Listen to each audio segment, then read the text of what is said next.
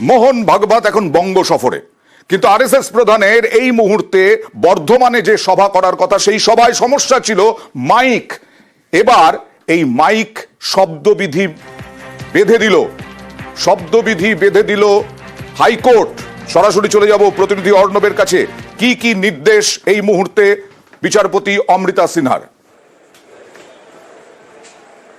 দেখো, বিচারপতি অমৃতা সিনহা নির্দেশ দিয়েছেন যারা আয়োজক রয়েছেন, এক্ষেত্রে রাষ্ট্রীয় স্বয়ংসেবক সংঘের সংগঠকরা তারা শান্তিপূর্ণভাবে দায়িত্বশীল ভূমিকা নিয়ে সাই কমপ্লেক্সের মাঠের মধ্যে তাদের এই সভা করতে পারবেন এবং রবিবার দিন 11টা থেকে 12:15 পর্যন্ত এই 1 ঘন্টা 15 মিনিটে তাদের যে অনুষ্ঠান বা কর্মসূচি সেটা তারা করতে পারবেন।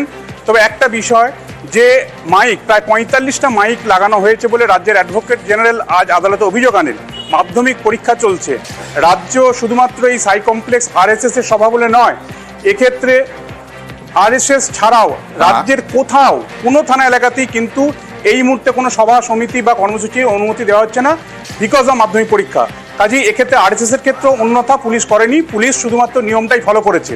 এক্ষেত্রে বিচারপতি অমৃতা সিনহা জানিয়েছেন যেহেতু রবিবার কোনো মাধ্যমিক পরীক্ষা নেই, তাই এই দুপুরে সভা সমিতি হবে এবং এক্ষেত্রে 45 ডেসিবেলের যে শব্দ সীমা, সেই সীমাটা অর্থাৎ ন্যূনতম শব্দবিধি সেটাকে বজায় রেখেই এই সভা করতে হবে, এমনটাও নির্দেশে জানিয়েছেন।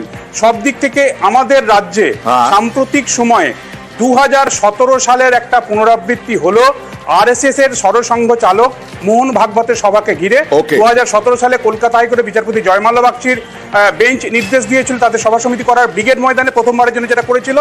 আর এবার পূর্ব বর্ধমানে সাই কমপ্লেক্স যেটা তালিতে রবিবার 1 ঘন্টা 15 মিনিট বেঁধে দেওয়া হয়েছে সময়সীমা, সেই সময়সীমার মধ্যে সভা করতে হবে শব্দবিধি মেনে। নির্দেশ এইটাই হলো যে ইভেন্টটা হবে সেখানে সাউন্ড বক্সের মাধ্যমে করা যেতে পারে। এটা আমাদের কথা ছিল যে আমরা আমাদের ওইখানে যেখানে ইভেন্টটা হচ্ছে ওইখানে আশেপাশে কোনো স্কুল নেই, সুতরাং আমরা সেই অর্ডারের আওতার ভেতরে পড়ি না, আমাদের ওইখানে কোনো বাধা নেই।